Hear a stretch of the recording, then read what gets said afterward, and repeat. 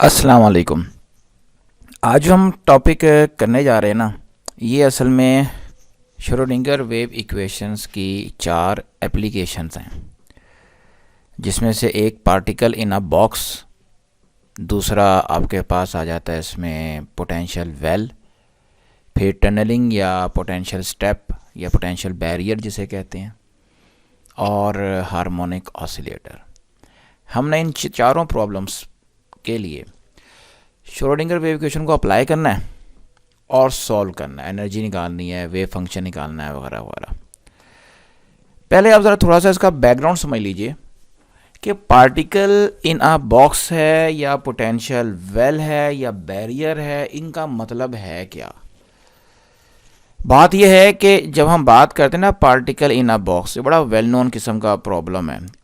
Electron समझ लें atom के अंदर, इलेक्ट्रॉन को समझ लें किसी वायर के अंदर जिसकी लेंथ बेशुमार लंबी चली जा रही है, उसमें इलेक्ट्रॉन ट्रैप है। अब उस वायर से बाहर नहीं आ सकता वो इलेक्ट्रॉन। इस तरह से वायर्स लगी होती हैं आपके घरों में, तरबेला डैम से चल रही हैं, यहाँ तक आ रही हैं, आगे तक जा रही हैं, तो करंट उसमें मुसलसल फ्लो कर रहा है। क्या वो करंट छाले मार के आप तक पहुँच जाता है? नहीं, ऐसा नहीं होता। इसी तरह से न्यूक्लियस के अंदर आपका प्रोटॉन है, वो मुकीद है, न्यूट्रॉन है, और बहुत से मेजॉन बरियॉन पार्टिकल हैं, वो भी बॉक्स के अंदर हैं। बॉक्स का मतलब ये हो गया कोई एक ऐसी जगह होगी। बॉक्स का मतलब ये नहीं कि उसकी छत होगी, नहीं, उसकी दीवारें इन्फिनिट तक हाई होंगी। यानी कोई पार्टिकल किसी बॉक्स के अंदर है, इसका मतलब है वो एक बहुत ज़्यादा डीप वेल के अंदर है। ठीक है जी, डीप वेल के अंदर है। और जब हम पोटेंशियल इन अ वेल की बात करेंगे तो वो डीप वेल नहीं होगा। अगला जो हमारी एप्लीकेशन है, यानी उस वेल की जो हाइट है वो फाइनाइट है। फाइनाइट हाइट को जंप करके जब आप आएंगे तो पार्टिकल में कोई ना कोई पोटेंशियल एनर्जी आ जाएगी, क्योंकि पार्टिकल जब तक बॉक्स के अंदर है या किसी वेल के अंदर है उसकी एनर्जी ज़ीरो लेते हैं, तभी वो बॉक्स के अंदर मुकीद है, बंद है, बाहर नहीं आ पा रहा। जब उसमें एनर्जी आएगी तो बाहर आ जाएगा। ये बिल्कुल वही मिसाल है, आप एक कुएं के अंदर जगह छलांग लगा देते हैं तो उसके लिए क्या होगा कि कुएं से बाहर आने के लिए आपको डेफिनेटली एनर्जी चाहिए। बगैर एनर्जी के आप बाहर, तो मैं मिसाल दे रहा था आपको कि आप एक कुएं में चले जाते हैं, अब कुएं से बाहर आना है तो आपकी एनर्जी लो लेवल पर है। हाइट जो सतह ज़मीन है, सरफेस ऑफ अर्थ है, वो एक डेफिनेट एनर्जी रखती है। जब तक आपको वो एनर्जी नहीं मिलेगी आप बाहर नहीं आ सकते। जहाँ तक टनलिंग का ताल्लुक है, जो आगे हमारी एप्लीकेशन है, उसका मेन यही है कि क्वांटम मैकेनिक्स में जब किसी पार्टिकल को किसी बैरियर का या इसी तरह वेल के अंदर वो मुकीद हो जाता है, बंद हो जाता है, तो बाहर आने के लिए जंप करके बाहर नहीं आता। क्लासिकल फिज़िक्स में अगर आपने कोई बैरियर टपना है, उसे क्रॉस करना है, तो आपकी एनर्जी बैरियर की हाइट से ज़्यादा होनी चाहिए, तो आप उसे क्रॉस कर जाओगे। क्वांटम मैकेनिक्स में लाजमी नहीं है कि आपकी एनर्जी बैरियर से ज़्यादा हो। आपकी एनर्जी कम है तब भी आप बैरियर की दूसरी तरफ जा सकते हैं बाय सम मेथड, उसे हम टनलिंग का नाम देते हैं।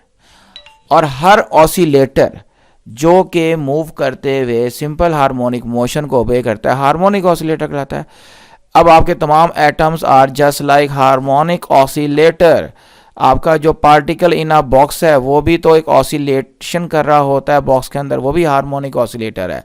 फिर इस हार्मोनिक ऑसिलेटर के लिए श्रोडिंगर वेव इक्वेशन का सॉल्यूशन करना, उसकी डिस्कशन करना, ये प्रॉब्लम का हिस्सा है। तो ये जो 4 एप्लीकेशंस हैं इंपॉर्टेंट है, इनमें से एक आधी एप्लीकेशन आती रहती है, मतलब अब आना शुरू हो गई है, पहले नहीं आती थी। पहले तो श्रोडिंगर वेव इक्वेशन ही आती थी ज़्यादातर, लेकिन अब उन एप्लीकेशंस भी डाल दी गई हैं सवाल में। कभी हार्मोनिक ऑसिलेटर आ गया, कभी बॉक्स आ सकता है आपका। पार्टिकल इन अ बॉक्स का कॉन्सेप्ट तो आपको पता लग गया कि जी पार्टिकल इन अ बॉक्स का मतलब ये है कि पार्टिकल बॉक्स के अंदर है, तो ये बॉक्स की जो हाइट है वो इन्फिनिटी है। आप फर्ज कर लें आपके पास एक बॉक्स है जो वहाँ पे यहाँ डायग्राम में नज़र आ रहा है, इसकी जो विड्थ है या थिकनेस है वो आपने लेट की हुई है कि जी वो L है। ये इसकी स्टार्टिंग है और ये इसकी एंडिंग है। अब बात यह है कि जो हम बात कर रहे हैं, जब हम इसके ऊपर अप्लाई करेंगे इसके अंदर श्रोडिंगर वेव इक्वेशन, तो श्रोडिंगर वेव इक्वेशन अप्लाई करने से पहले एक बात आप ज़हन में रखेंगे कि आपने जब फ्री पार्टिकल की बात करते हैं तो फ्री पार्टिकल का मतलब होता है ऐसा पार्टिकल जो बाउंडेड नहीं होता, उसके लिए आपकी पोटेंशियल एनर्जी क्या होती है, ज़ीरो होती है। और उसके लिए जो हमने फ्री पार्टिकल के लिए वेव फंक्शन लेट किया हुआ था या सॉल्व भी कर लिया था जब हम सॉल्यूशन कर रहे थे या ड्राइव कर रहे थे श्रोडिंगर वेव इक्वेशन को, तो वो ये सामने लिखा हुआ है e की पावर i के x इन एनर्जी के हवाले से h का स्क्वायर k स्क्वायर 2m। ये आपने कल जो लेट किए थे उनको अगर थोड़ा सा मॉडिफाई करें तो इस फॉर्म में आप कन्वर्ट कर सकते हैं इसको। अब आपने यहाँ पर जब बॉक्स के ऊपर इसको अप्लाई करते हैं तो बॉक्स की कंडीशन भी यही होती है कि बॉक्स के अंदर आपकी एनर्जी ज़ीरो है, यानी अंदर पार्टिकल फ्री है एक लिहाज से। और वो यहाँ पे बाउंस बैक करेगा, वाइब्रेट करेगा इन दो वॉल्स के बीच में, और ये वॉल्स की हाइट इन्फिनिटी है, यानी बॉक्स किसी भी सूरत में ये हाइट को कवर नहीं कर सकता। Probability of finding the particle, ये प्रोबेबिलिटी डेंसिटी ये है आपके पास, वो विद इन द बॉक्स होगी, ठीक है। और बाहर एनर्जी आपकी अनडिफाइन है, अंदर एनर्जी ज़ीरो है इसका। और जब बाहर आप जब जाएंगे ना, जब जहाँ एनर्जी इन्फिनिट हो जाती है वहाँ आपका साई क्या हो जाएगा, वो ज़ीरो हो जाएगा, यानी बाहर अगर पार्टिकल बाहर जाता है तो बाहर जाके गायब हो जाएगा, फिर हमें नज़र नहीं आएगा, वो टनलिंग के अंदर हम देखेंगे। फ़िलहाल तो हमारी कंडीशंस ये हैं कि हमने इस बॉक्स के अंदर ही रहना, इसके बाहर नहीं जाना, ठीक है। इसकी जो कंडीशंस वो ये हैं कि आप x इज इक्वल टू 0 पर हैं और x is equal to l अगली कंडीशन है, और जब यही आपकी दो बाउंड्री कंडीशन है, या x 0 होगा या x कैपिटल L होगा, ये आपने अप्लाई करने हैं श्रोडिंगर वेव इक्वेशन के ऊपर। अब श्रोडिंगर वेव इक्वेशन की जब हम बात करते हैं फॉर फ्री पार्टिकल जिसमें एनर्जी 0 हो जाए, तो ये माइनस एच का square over 2m D square Sai x over D x square हो जाए, या यहाँ कल्ली भी आ जाए, कोई मसला नहीं होता। फिलहाल हम फुल बॉक्स की बात कर रहे हैं तो हमने डेरिवेटिव शो किया हुआ है। इसके लिए जब आप कंडीशन अप्लाई करेंगे, इसका जो सोल्यूशन है वो आपने ये लेट करते हैं, ये श्रोडिंगर वेव इक्वेशन को सेटिस्फाई करता है जब इसकी एनर्जी आप क्या रखते हैं, 0, ठीक है।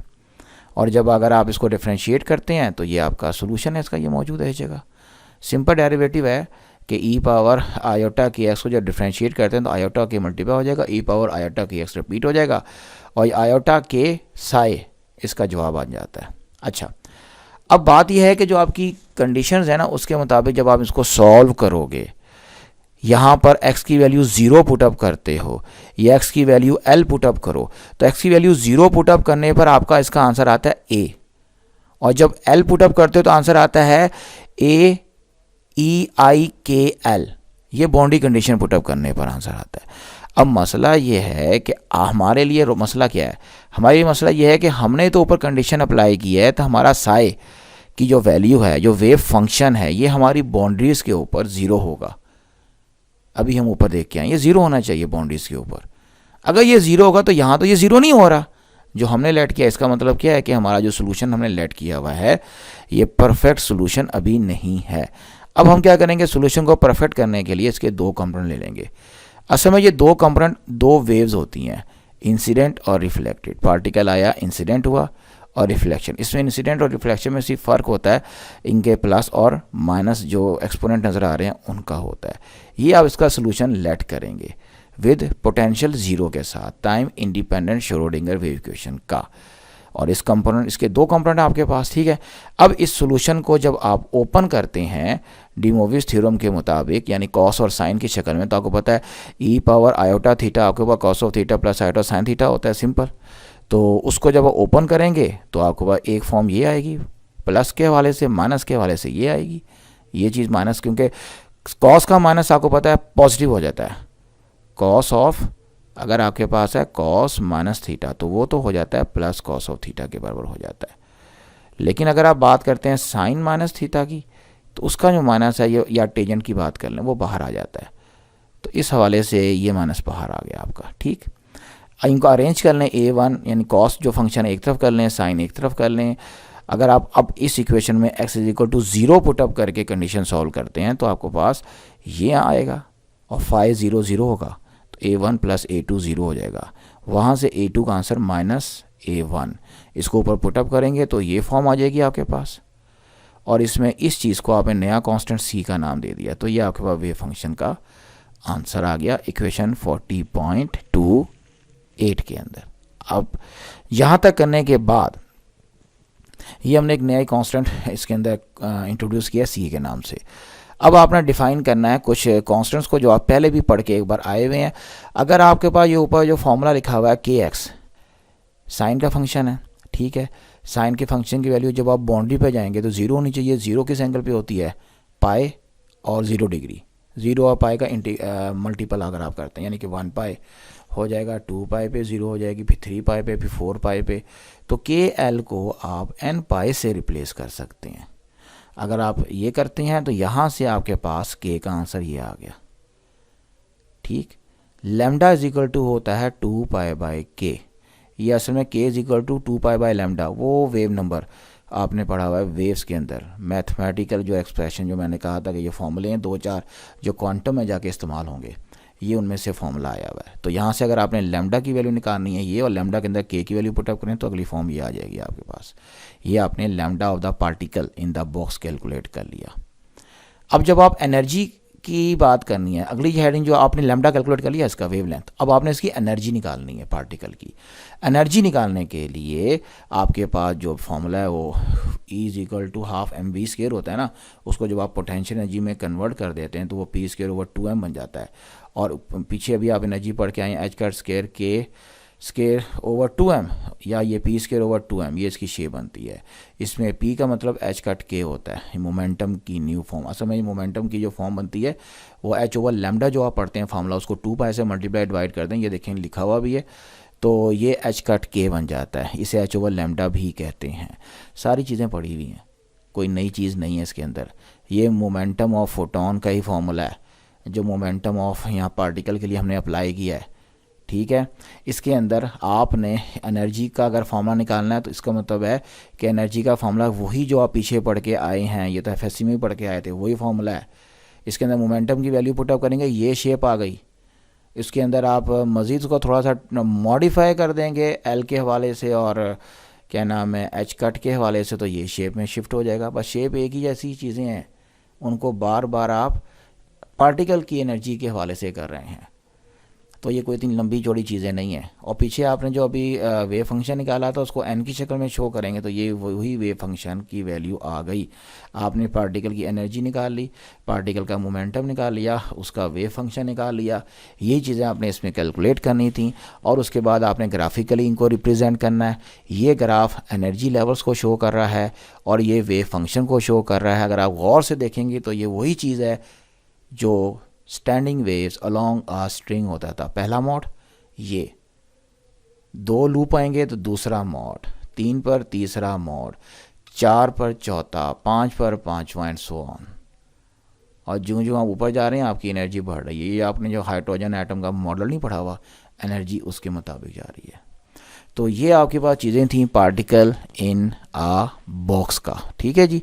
इसके बाद इसके अंदर 1-2 और अगर डेफिनेशन आप ऐड करना चाहें तो पार्टिकल के हवाले से जो पीछे आपने प्रोबेबिलिटी फाइंडिंग और नॉर्मलाइजेशन कंडीशन पढ़ी थी उसके हवाले से अगर आप साइज स्केयर कर देते हैं तो ये आपके पास बन जाता है प्रोबेबिलिटी ऑफ द पार्टिकल या प्रोबेबिलिटी डेंसिटी बन जाती है। 1 करते हैं इसका आंसर तो ये नॉर्मलाइजेशन कंडीशन बन जाती है आपकी, ठीक है।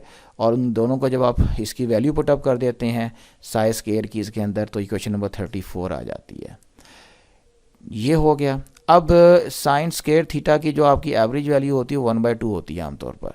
अगर आप फॉर्मूला देख लेते हैं इसका, ये याद रखिएगा साइन थीटा आपका जो एवरेज वैल्यू होती है ना इस फंक्शन की वो 1/2। मैंने आपको कहाँ पढ़ाया था, ये भी हमने थर्मोडायनामिक्स के अंदर इसको पढ़ा हुआ है। थर्मोडायनामिक्स के अंदर या फिर नहीं वेव के अंदर ही, वेव के अंदर जो इंटेंसिटी का आर्टिकल था ना वहाँ ये हमने पढ़ा है कि साइन कॉस की जो वैल्यू होती है ना एवरेज वो 1/2 की मैक्सिमम वैल्यू उनकी 1 होती है और मिनिमम 0 होती है। दोनों मिनिमम -1 नहीं होती, -1 का मतलब 1 ही लिया जाता है। तो 0 + 1/2 करते हैं तो 1/2 आंसर आता है आपके पास, ठीक है।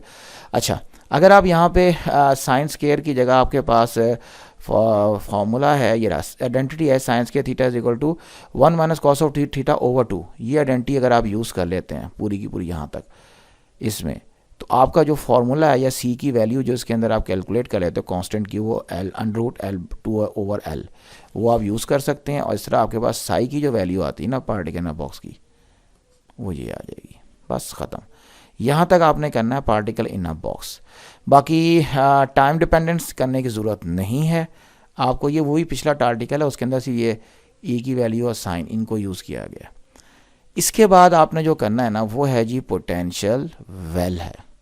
अब पोटेंशियल वेल क्या है, वही बॉक्स है जो पीछे पड़ गया है, वही तकरीबन ट्रीटमेंट है। फ़र्क क्या है, उस बॉक्स की वॉल को आपने रखा हुआ था, इन्फिनिटी हाइट दी हुई थी, लेकिन यहाँ आप देखेंगे डायग्राम पे देखिए ये राइट हैंड साइड पर, इसमें आपके पास बॉक्स की जो डेफिनेट हाइट है यहाँ पर, ये जहाँ मैं रेड कलर कर रहा हूँ, ठीक है, राइट साइड के ऊपर, और इसके ऊपर जो एनर्जी की कोई ना कोई वैल्यू यहाँ एग्जिस्ट करती है, यू नॉट कहते हैं। अंदर तो एनर्जी आप ज़ीरो ले लोगे, लेकिन यहाँ पे आपके एनर्जी होगी कोई ना कोई। इसकी जो लेंथ है ये फाइनाइट है, ये एक वेल बन गया जो फाइनाइट वेल है, वो जो था वो इन्फिनिट वेल है, ये फाइनाइट वेल है, ठीक है।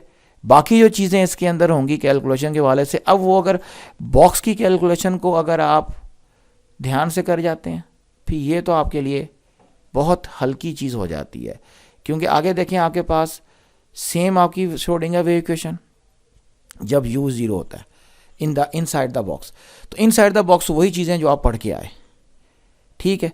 जो वेव फंक्शन की अगर आप बात करते हैं साई की, तो वो a cos ऑफ kx था ना, तो एनर्जी का formula E = h cut k square over 2m ये लिखा हुआ है। यहाँ से k की वैल्यू निकालें ये और यहाँ फॉर्मूले में पुट अप कर दें, तो inside the well phi function आ गया।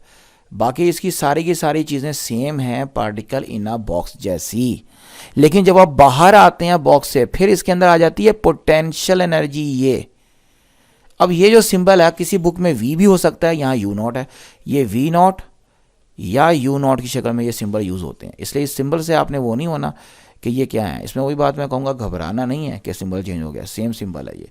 इसको अगर आप थोड़ा सा मॉडिफाई करते हैं इस हवाले से कि इस u को ले आके उस साइड पर e से माइनस कर देते हैं, और पूरी इक्वेशन में ये जो फैक्टर है इसके इन रेसिप्रोकल से साइन चेंज करके या इसी फैक्टर से डिवाइड कर देते हैं पूरी इक्वेशन को, आपकी जो मॉडिफाइड फॉर्म है वो ये आ जाएगी,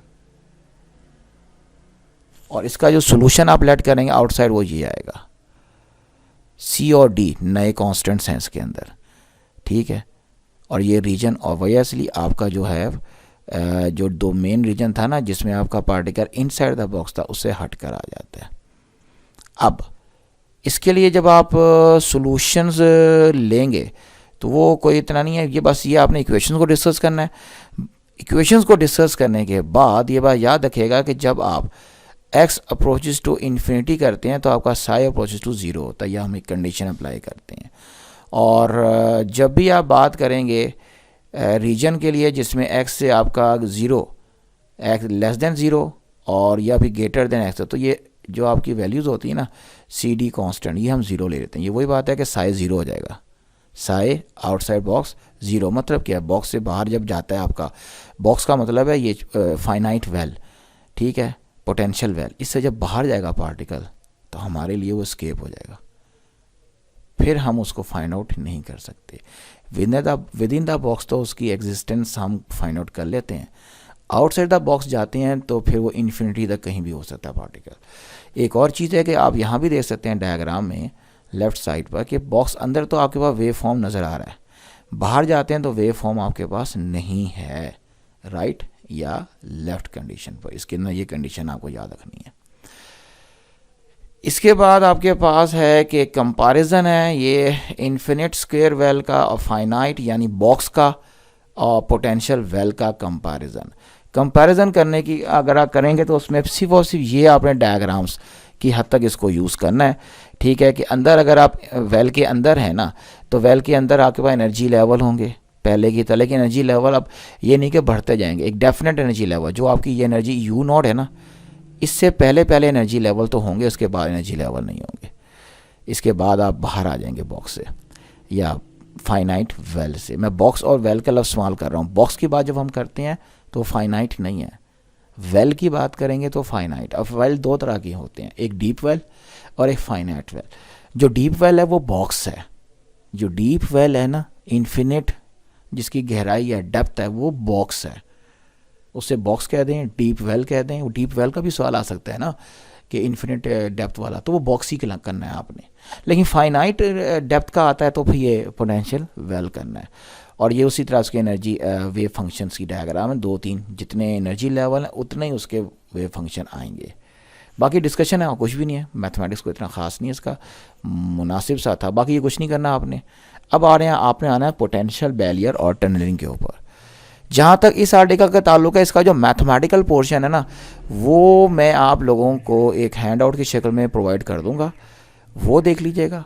जहाँ तक डेफिनेशन का ताल्लुक है, यहाँ से देख लीजिएगा, कॉन्सेप्चुअल डेफिनेशन बड़े मज़े की यहाँ पे लिखी हुई है, ये वाली, यहाँ से यहाँ तक, कि आमतौर पे कोई पार्टिकल अगर किसी वेल के अंदर या पोटेंशियल स्टेप की बैक एंड पर ट्रैप है, तो क्लासिकल फिजिक्स के मुताबिक उस पार्टिकल को बाहर आने के लिए एनर्जी जो चाहिए उस पोटेंशियल बैरियर की एनर्जी से ज़्यादा चाहिए ताकि जंप करके बाहर आ सके।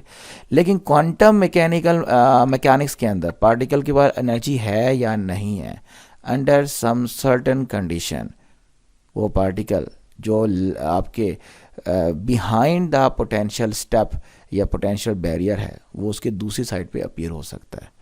इस प्रोसेस को हम बोलते हैं टनलिंग।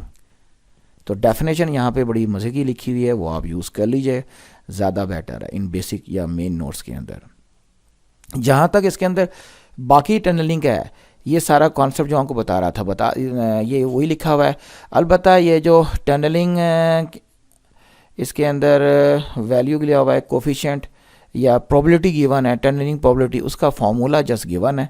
फार्मूले को ऐसा याद कीजिएगा, के इसमें कांस्टेंट है और इसको यूज़ कर दीजिएगा। अलबत्ता जब एक पार्टिकल पोटेंशियल स्टेप से टनल आउट करता है, टनल आउट करने के बाद उसकी एनर्जी लूज़ होती है, और इस जगह पे आप देख सकते हैं कि यहाँ तो वे फंक्शन एग्जिस्ट कर रहा है बिफोर द पोटेंशियल बैरियर या पोटेंशियल स्टेप, लेकिन व्हेन ये टनल आउट कर जाता है तो इसका आप देख सकते हैं कि वेव फंक्शन क्या हो रहा है, वैनिश हो रहा है आहिस्ता आहिस्ता।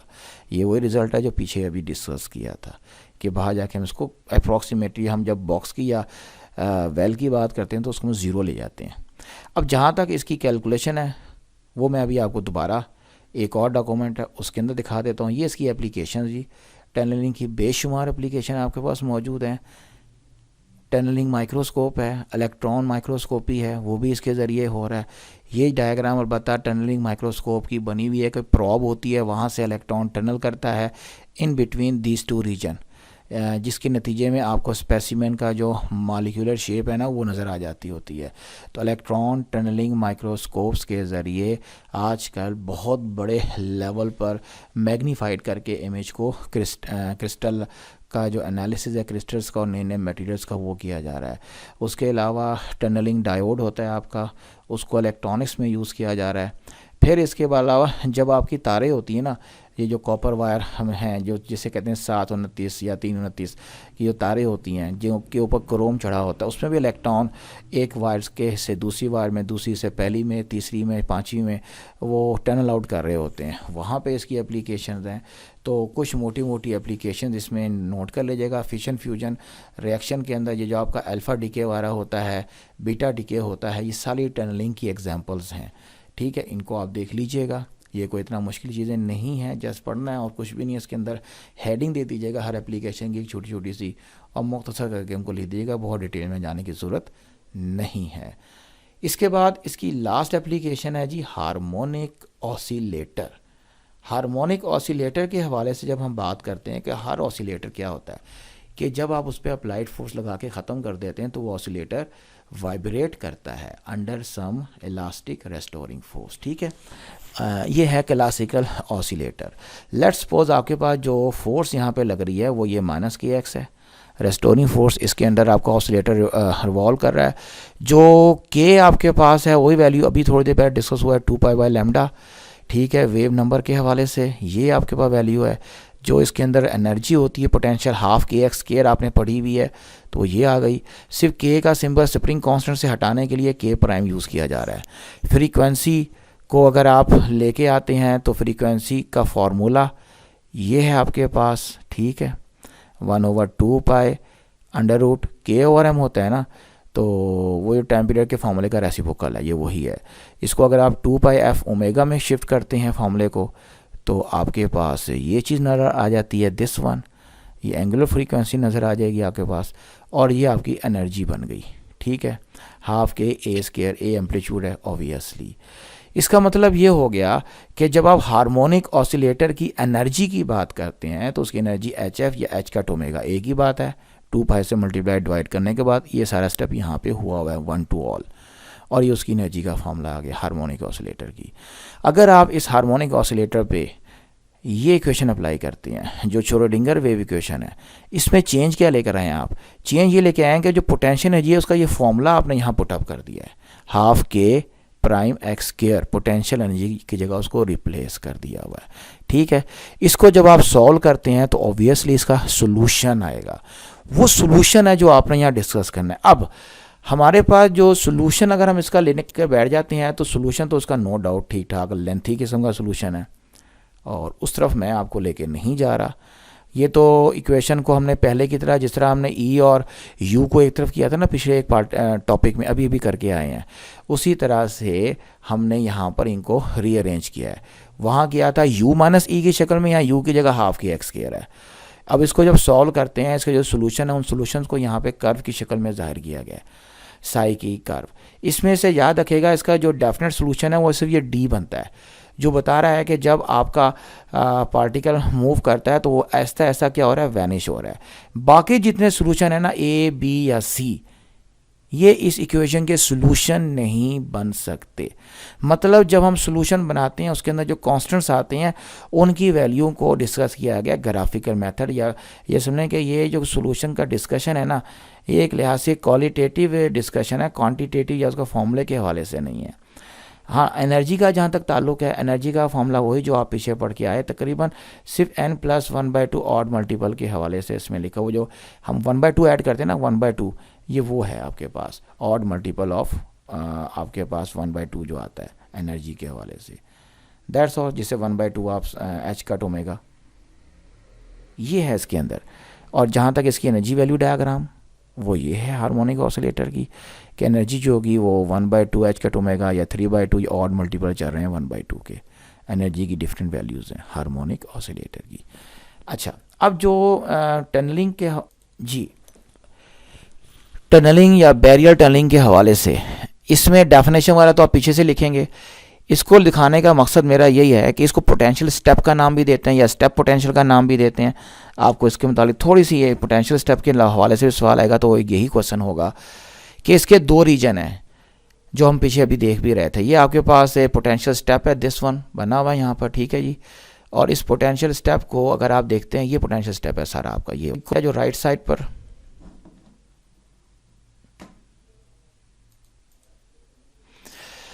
जी। अब ये मैं बता रहा था आपको कि ये जो पोटेंशियल है आपके पास, पोटेंशियल स्टेप, इसके 2 रीजन हैं। एक रीजन लेफ्ट साइड पे रीजन नंबर 1 नज़र आ रहा है आपको, ठीक है जी, और एक आपके पास रीजन नंबर इसके अंदर 2 है। असल में पार्टिकल ने बिहाइंड द पोटेंशियल स्टेप का रीजन है। इसमें पार्टिकल अगर होता है इसका मतलब है ये इंसिडेंट पार्टिकल आकर यहाँ से रिफ्लेक्ट बैक भी हो सकता है। अगर ये ट्रांसमिट करेगा तो ये यहाँ से दूसरे रीजन में आ जाता है। ट्रांसमिशन भी जब ये करता है तो एक हिस्सा इसका रिफ्लेक्ट बैक होता है। ये श्रोडिंगर वेव इक्वेशन है आपके पास, ठीक है। अब जब आप श्रोडिंगर वेव इक्वेशन को रीजन 1 और रीजन 2 पे अप्लाई करेंगे तो रीजन 1 में चूंकि पोटेंशियल एनर्जी हम 0 लेते हैं तो पोटेंशियल एनर्जी को 0 करके ये आ गया श्रोडिंगर वेव इक्वेशन और ये उसका सोल्यूशन जो आपने लेट किया होता है। जब रीजन 2 में जाएंगे तो वहाँ पोटेंशियल एनर्जी होगी, तो ये वही इक्वेशन जो पीछे आप पढ़ के आए हैं इसकी, ये आपने इक्वेशन को थोड़ा सा मॉडिफाई करना है श्रोडिंगर वेव इक्वेशन को, और ये इसका सोल्यूशन 2 आ गया। जब आप इसको वेव फंक्शन के हवाले से पढ़ेंगे तो जाहिर बात है इंसिडेंट वेव और रिफ्लेक्टेड वेव और ट्रांसमिटेड वेव 3 किस्म की वेव्स हैं आपके पास। जो इंसिडेंट वेव और रिफ्लेक्टेड वेव है उनके सोल्यूशन में सिर्फ प्लस माइनस का फ़र्क है। ये वाला, ये अगर आपके पास इंसिडेंट और ये रिफ्लेक्टेड है प्लस माइनस का फ़र्क है, और जो ट्रांसमिटेड है उसमें ये कांस्टेंट K2 का फ़र्क है, ठीक है। इनके ऊपर जब आप बाउंड्री कंडीशन अप्लाई करते हैं तो हमें पता है कि x = 0 पुटअप करते हैं तो दोनों की वैल्यू सेम होनी चाहिए, psi1 psi2। इनको बराबर रखेंगे तो आपके पास ये क्या आएगा, a + b = c इक्वेशन आएगी। इसी तरह जब हम इनके डेरिवेटिव लेंगे psi1 psi2 के एट x = 0 पर तो इक्वेशन नंबर 4 आएगी। इक्वेशन 3 और 4 को जब आप सॉल्व करते हैं तो आपके पास इक्वेशन 5 6 ये कांस्टेंट्स की 2 वैल्यूज़ आ जाती हैं, ठीक है। इन वैल्यूज़ को आप वापस पुट अप करेंगे तो ये psi1 और ये psi2 के सॉल्यूशंस आ जाते हैं आपके पास, रीजन 1 और रीजन 2 रिस्पेक्टिवली। अब जब आप इसकी बात करते हैं रीजन 1 के लिए कि आपका जो कोफिशिएंट बनता है रिफ्लेक्शन प्रोबेबिलिटी जिसे कहते हैं और ट्रांसमिशन प्रोबेबिलिटी जिसे कहते हैं, तो उनके दो फार्मूले हैं। जो रिफ्लेक्शन प्रोबेबिलिटी है आपके पास, जो आपके वहाँ फार्मूले आपने भी देखे भी थे थोड़ी देर पहले, वो असल में रिफ्लेक्टिव फ्लक्स और इंसिडेंट फ्लक्स की रेशियो होती है, ये वाली। और इसका आंसर आपने बस याद कर लेना, B²/A²। ये वो चीज़ है जो आपको फ़िलहाल ऑब्वियसली थोड़ा सा याद करनी पड़ेगी। अगर आप सॉल्व ना भी करें तो कोई मसला नहीं था बड़ा। और जो आपका ट्रांसमिशन प्रोबेबिलिटी ऑफ ट्रांसमिशन है T कैपिटल, वो ट्रांसमिटेड फ्लक्स और इंसिडेंट फ्लक्स की रेशियो ये, और इसका फॉर्मूला दिस वन। तो R और T जो अभी आप वहाँ पे पढ़ रहे थे वही चीज़ है। तो इन दोनों का ये फॉर्मूले का प्रूफ मुख्तसर प्रूफ है और बहुत डिटेल में अभी ये नहीं है, क्योंकि बहुत डिटेल में जाने की हमें ज़रूरत भी नहीं है। तो इसको भी अगर आप शामिल कर लेते हैं अगर थोड़ा सा मैथमेटिकल स्टेप एक्सप्लेनेशन के साथ, तो ये है कि आपका जो क्वेश्चन है ना वो ज़रा बेटर हो जाएगा, बेहतर हो जाएगा। तो यहाँ तक था जी आपके ये 4 एप्लीकेशंस। ये 4 एप्लीकेशन आपने तैयार करनी है इंशाअल्लाह ताला। तो बाकी जो होगा वो उसके बाद देखेंगे।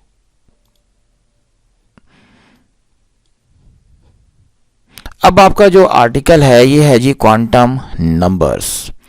क्वांटम नंबर असल में quantum number behaviour of electron की एक लिहाज से arrangement placement in the orbits, different orbits के अंदर, ऑर्बिटल्स के अंदर, वो एक्सप्लेन करता है ये टॉपिक। याद रखिएगा क्वांटम नंबर हमारे पास आमतौर पे 4 हैं। प्रिंसिपल क्वांटम नंबर है, एजीम्यूथल क्वांटम नंबर है, मैग्नेटिक क्वांटम नंबर है, स्पिन क्वांटम नंबर है। और इसके साथ एसोसिएटेड जो आर्टिकल है ना वो है स्टर्न गालिश एक्सपेरिमेंट, जिसके नतीजे में स्पिन क्वांटम नंबर सामने आता है। फिर ज़ीमैन इफ़ेक्ट, मैग्नेटिक क्वांटम नंबर जिसके नतीजे में सामने आया था। और पॉली एक्सक्लूजन प्रिंसिपल, वो भी स्पिन क्वांटम नंबर ही को सपोर्ट करता है, वो आते हैं। ये सारे के सारे जो चीज़ आर्टिकल है ना ये सारे आपस में इंटरकनेक्टेड हैं एक दूसरे के साथ। अगर आप मेन नोट्स को पढ़ेंगे तो मेन नोट्स में ये सारे आर्टिकल एक तरतीब से मौजूद हैं, लेकिन थोड़ा सा वहाँ पे ये था कि एक्सप्लेनेशन बहुत ज़्यादा है। उस एक्सप्लेनेशन को अवॉइड करने के लिए ये हैंड आउट मैं आज आपको भेज दूंगा क्वांटम नंबर्स का। आपने इसको तैयार करना है और आपके पोर्टल पे भी ये अपलोड हो जाएगा क्वांटम नंबर का आर्टिकल, ठीक है। इसमें ये वही टॉपिक है जो आप एफएससी में पढ़ कर आए। प्रिंसिपल क्वांटम नंबर का मतलब होता है आपका जो ऑर्बिट्स नहीं होते मेन, ये उनका नंबर है, ऑर्बिट नंबर 1 2 3 4। इनको हम प्रिंसिपल, जिसे हम K shell L M N shell कहते हैं, ये आपका प्रिंसिपल क्वांटम नंबर कहलाता है, ठीक है जी। प्रिंसिपल क्वांटम नंबर के बाद अगला आता है एजीम्यूथल क्वांटम नंबर, कि जब इलेक्ट्रॉन रिवॉल्व करता है किसी ऑर्बिट में तो उसका एक मखसूस एंगुलर मोमेंटम होता है, और उसकी वैल्यू ऑब्वियसली एंगुलर मोमेंटम की जो वैल्यू होती है उसमें फिर वो डिपेंड करता है कि आपके पास उसकी वैल्यू L 0 है, 1 है, 2 है, 3 है। तो डिफरेंट वैल्यूज़ के ऊपर डिफरेंट ऑर्बिटल्स बनते हैं आपके SP D F वगैरह। तो एजीम्यूथल क्वांटम नंबर, और एजीम्यूथल क्वांटम नंबर से वो आमतौर पे वो शेप्स आती है आपके ऑर्बिटल्स की। क्या हम पढ़ा करते थे एक ज़माने में केमिस्ट्री के अंदर, डम्बल टाइप शेप होती थी, स्फेरिकल शेप होती थी, ठीक है ना, पाई बॉन्ड जिसके आगे बनता था, ऑर्बिटल थ्योरी वगैरह आप पढ़ते थे, वो चीज़ें होती हैं। जो मैग्नेटिक क्वांटम नंबर है ये आपको आमतौर पर इलेक्ट्रॉन की जो मैग्नेटाइज प्रॉपर्टीज़ हैं ना, इलेक्ट्रॉन जब स्पिन कर रहा होता है या रिवॉल्व करता है तो उसकी जो मैग्नेटिक नंबर, जब ये स्पिन करते हैं मैग्नेटिक प्रॉपर्टीज़ आपके इलेक्ट्रॉन की। और याद रखिएगा इलेक्ट्रॉन 2 तरह की मोशन करता है, एक स्पिनिंग मोशन भी कर रहा होता है और ये रिवॉल्विंग मोशन भी कर रहा होता है। और एक और चीज़ कि एक ये थ्योरी भी एग्जिस्ट करती है कि इलेक्ट्रॉन को आप पार्टिकल लेट ना करें, जिस तरह आप एटम को एक क्या नाम है बॉल लेट करते हैं आप पार्टिकल की जगह, जिसके अंदर बहुत सारे पार्टिकल से मिलके वो बना है, इसी तरह इलेक्ट्रॉन भी हो सकता है। तो ये थ्योरी को अगर आप सामने रखें तो स्पिन क्वांटम नंबर वजूद में आता है आपके पास। आमतौर पे स्पिन आपको पता है 2 ही होती हैं, या तो +1/2 -1/2 के हिसाब से आप चल रहे होते हैं या कोई भी नहीं। तो उसमें और 2 एक ऐसे स्पिन वाले जो इलेक्ट्रॉन एक जगह नहीं आ सकते, इसको आप कहते हैं पॉली एक्सक्लूजन प्रिंसिपल कहते हैं। तो यहाँ तक आप ये कर लीजिएगा। बाकी इसके अंदर जो है स्टेट्स ऑफ हाइड्रोजन एटम और उसमें n की नंबर 1 है तो L 0 होगा, M L 0 होगा, स्पिन क्वांटम नंबर +-1/2, ये तकरीबन हर जगह +-1/2 रहता है। शेल की तादाद 2, 4, 6, 8 चल रही होती है। वो जो आपका रूल नहीं चलता 2, 8, 18, 32 वाला, ये वो रूल है उसके मुताबिक। तो ये आपका छोटा सा आर्टिकल था क्वांटम नंबर्स का। इसके बाद जो नेक्स्ट आर्टिकल आपका है इसमें स्टर्न गार्लिश एक्सपेरिमेंट। ये स्टर्न गार्लिश एक्सपेरिमेंट हो गया या ज़ीमैन इफेक्ट हो गया, ये दोनों के दोनों जो एक्सपेरिमेंट है ना, ये इन्हीं क्वांटम नंबर्स को एक्सप्लेन करते हैं जो अभी हम देख के आए थे।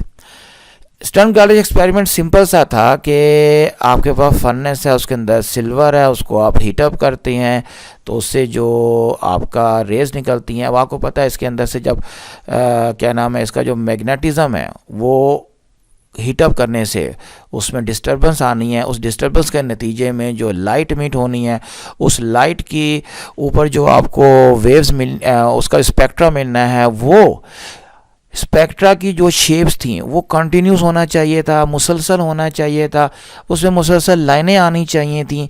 ये एक एक्सपेक्टेशन थी स्टर्न गार्लिश की इस एक्सपेरिमेंट के पीछे। लेकिन जब उन्होंने ये एक्सपेरिमेंट परफॉर्म किया तो इसमें सिल्वर को वेपोराइज किया फर्नेस में इलेक्ट्रिकल मेथड के ज़रिए, एटम को जो वो है उनको नैरो बीम से गुजारा पाथ में से, फोटोग्राफिक फिल्म पे उनको वो डिपॉजिट किया, मैग्नेटिक फील्ड अप्लाई किया। अब मैग्नेटिक फील्ड अप्लाई करने की वजह से जो ओरिएंटेशंस थी एटम्स की, मैग्नेटिक डाइपोल मूवमेंट, उनको चेंज होना चाहिए था। और चेंज होने के बाद ओरिएंटेशन जो उनकी थी वो मुसलसल आनी चाहिए थी। ये थी क्लासिकल प्रिडिक्शन। लेकिन ऐसा नहीं हुआ क्योंकि आमतौर पे दो पॉसिबल ओरिएंटेशन ही आप इसमें कर सकते थे। एक उसके परपेंडिकुलर पैरेलल एक चलती थी क्लॉकवाइज या एंटी क्लॉकवाइज डायरेक्शन के हवाले से, ठीक है। तो यहाँ पर स्टर्न गार्लिश एक्सपेरिमेंट का जो रिजल्ट है ना वो ये था कि जब उन्होंने वेपोराइज्ड सिल्वर के एटम्स को magnetic field, V shape magnetic field में से गुजारा, तो ओरिएंटेशन जो एक्सपेक्टेड थी वो आने के बजाय आपकी जो डेविएशन थी वो ये आई, जो डायग्राम में आपको यहाँ नज़र आ रही है, ये वाली जी एक्सिस के लॉन्ग। यहाँ पर एक ये डेविएशन है अपवर्ड और एक ये डिफ्लेक्शन आ गई। बीम जो आपकी थी मैग्नेटिक फील्ड में वो दो अलग अलग डायरेक्शन में स्प्लिट अप हो जाती है मैग्नेटिक फील्ड अप्लाई करने से। ये शो करती है मैग्नेटिक फील्ड का rate of change with respect to displacement, Z axis के लॉन्ग डिस्प्लेसमेंट लिया गया। अब ये जो डेविएशन आ रही है ये शो करता था कि जो इलेक्ट्रॉन्स हैं इनका जो स्पिनिंग मैग्नेटिक मूवमेंट भी एग्जिस्ट करता है।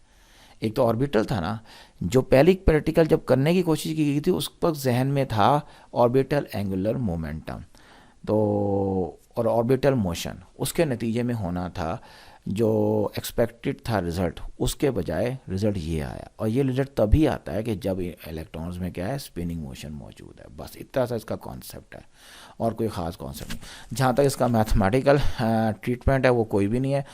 ये आपके पास मैग्नेटिक एनर्जी का फार्मूला है, मैग्नेटिक डाइपोल मोमेंट और मैग्नेटिक फील्ड का डॉट प्रोडक्ट, और उसके बाद मैग्नेटिक एनर्जी का जो रेट ऑफ चेंज है विद रिस्पेक्ट टू डिस्प्लेसमेंट, उसके ज़रिए फोर्स पैदा होती है जो एटम्स के ऊपर, वो है बस। अल्लाह अल्लाह खैर सल्ला।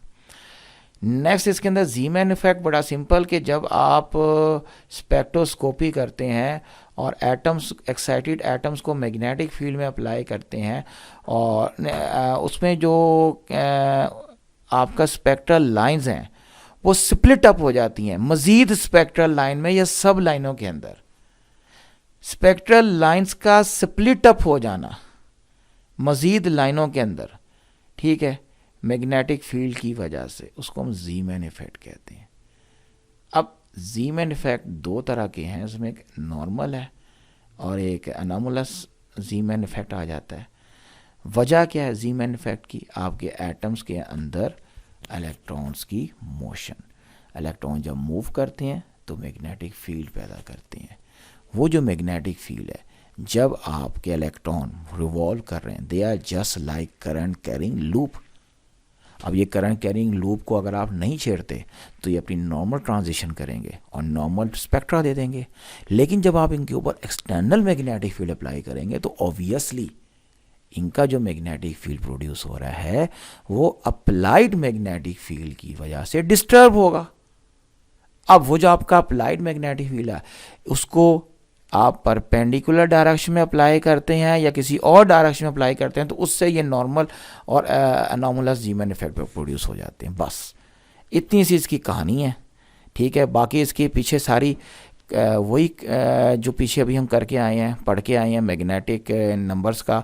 आपके पास इसमें मैग्नेटिक मूवमेंट ये वाला एल मौजूद है, प्लस माइनस 1 होता है, नॉट ज़ीरो होगा, या जो स्पिन मैग्नेटिक मूवमेंट है वो 0 और प्लस माइनस 1 निकलेगा।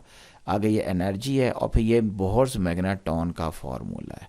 इसको ड्राइव करने के भी वो अलग से ड्राइव करना चाहें तो किया जा सकता है, और कुछ नहीं है इसके अंदर।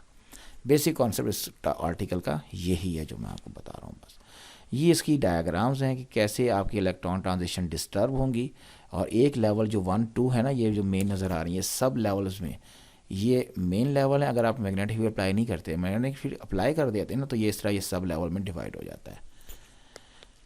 फिर इसके अंदर सोडियम डी लाइन वगैरह इसकी टाइप्स हैं कि कैसे सोडियम वेपर्स के अंदर मज़ीद लाइनें आती हैं, उन्हें सोडियम डी लाइन कहते हैं। और अगर आपके पास उसके बाद अनोमलस जीमैन इफेक्ट है, जस्ट जो मेन जीमैन इफेक्ट से हटकर है और कुछ नहीं है, बस ठीक है, ये तो हो जाएगा। फिर पॉली एक्सक्लूजन प्रिंसिपल आप बचपन से पढ़ते आ रहे हो भैया, कि दो एक जैसे स्पिन वाले इलेक्ट्रॉन एक जगह पे एग्जिस्ट नहीं कर सकते, उनका कॉम्बिनेशन नहीं बन सकता। और वो सारे जो आप क्वांटम नंबर पढ़ते हो, principal quantum number, orbital quantum number, spin quantum, इसमें जो स्पिन क्वांटम नंबर है ना, ये है आपका कि जी पॉली एक्सक्लूजन प्रिंसिपल की बुनियाद पे बनता है कि अगर मतलब +1/2 और -1/2 तो इकट्ठे हो जाएंगे इलेक्ट्रॉन, ताकि दोनों का मैग्नेटिक मूवमेंट एक दूसरे को कैंसिल कर देता है। लेकिन +1/2 इकट्ठा एक ऑर्बिट के अंदर या ऑर्बिटल के अंदर नहीं हो सकता। इसको आपने देख लेना। तो यहाँ तक ये आपका आर्टिकल है। बाकी ये जो ग्राफ श्राफ है ना, ये वाले, ये आप बनाए ना बनाए कोई मसला नहीं, इनकी ज़रूरत नहीं है इतना। आपने बस इसको पॉली एक्सक्लूजन यहाँ तक रखना है, यहाँ तक रखना काफ़ी है आपके लिए, यहाँ तक टोटल बस। अच्छा जी,